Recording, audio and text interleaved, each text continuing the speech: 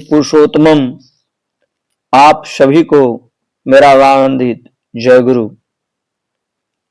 परम प्रेममय की दिव्य दृष्टि शीर्षक से आज हम लोग चर्चा करेंगे। सन 1943 में अकाल पड़ने के 10-12 वर्ष पहले से ही श्री ठाकुर ने लोगों को सावधान करते हुए कहा कि निकट भविष्य में देश में एक भयंकर विपत्ति आने वाली है। अभी से ही सभी लोग सावधान हो जाएं और लोगों को भी सावधान कर दें। अकाल पड़ने के ठीक 3-4 वर्ष पहले प्रायः श्री ठाकुर स्पष्ट रूप से बतलाने लगे थे कि भयंकर अकाल पड़ने वाला है। एक मुट्ठी सोना के बदले एक मुट्ठी चावल मिलना भी मुश्किल हो जाएगा। अकाल पड़ने के 6 महीने पहले से ही वे गुरु भाइयों को चावल इकट्ठा करके रखने के लिए पत्र द्वारा जानकारी भिजवाना शुरू कर दिए।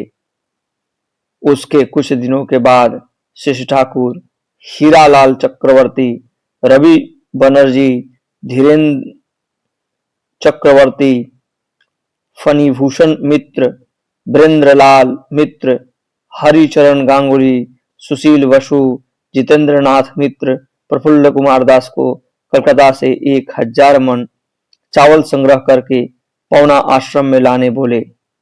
कुछ लोग कलकत्ता के विभिन्न इलाकों के गुरु भाइयों एवं अन्य लोगों से चावल संग्रह करने में जुट गए और प्रफुल्ल दा 1000 मन चावल कलकत्ता से पौना लाने का परमिट बनाने में लग गए। परमिट के लिए प्रफुल्ल दा सर्वप्रथम भवानीपुर अंचल के chief controller of civil supply मिल एयर ICS के साथ छुट्टी के दिन उनके घर पर मुलाकात करने गए। वे सर्वदा अपने हाथ में श्री ठाकुर का दंड लेकर ही जाते थे।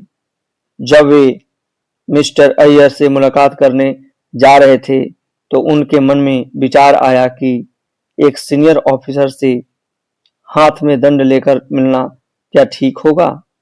दूसरे ही क्षण याद आया कि दंड के माध्यम से तो श्री ठाकुर साथ में जाएंगे, ठाकुर को साथ लेकर जाने में डर कैसा।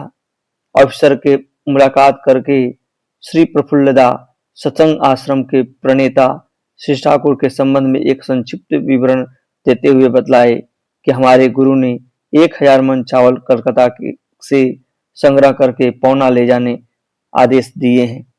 वे चाहते हैं कि पौना शहर के 10 मील परिधि में कोई भी व्यक्ति अकाल के चलते अनाहार में नहीं मरा जाए। यही उनकी आंतरिक इच्छा है। इसी उद्देश्य की पूर्ति के लिए मैं आपसे सहायता लेने आया हूं। मिस्टर अय्यर बोले, आपकी बातें सुनकर मुझे हंसी आ रही है।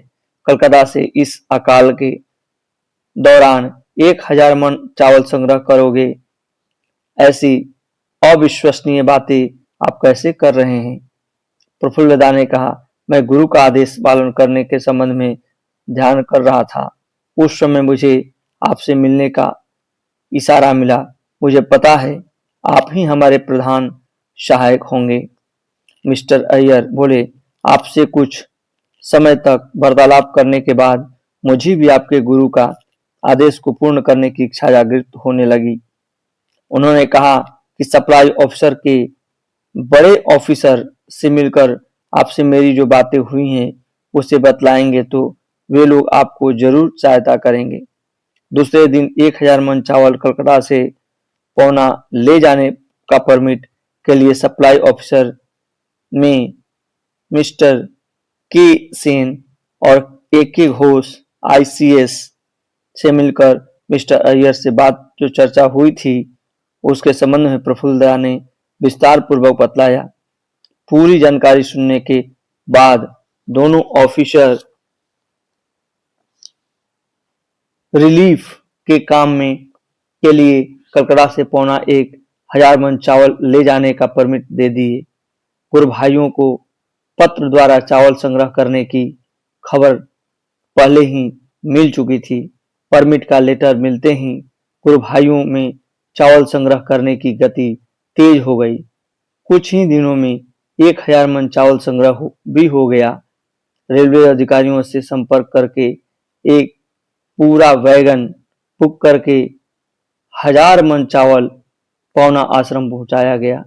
श्री ठाकुर 1000 मन चावल देखकर अपने कर्मियों की प्रशंसा करते हुए नहीं थक रहे थे, लेकिन सत्य बात तो यह है कि वे किसी से भी कुछ भी करवा ले सकते हैं।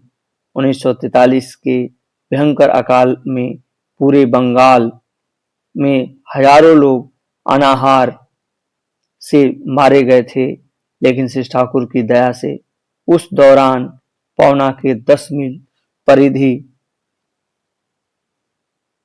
में किसी भी अनाहार से मृत्यु नहीं हुई थी। स्मृति तीर्थ पृष्ठ संख्या 120 श्री ठाकुर अनुकूल चंद्र भाग 3 पृष्ठ संख्या 197 से 7 अक्टूबर 2025। जय गुरु।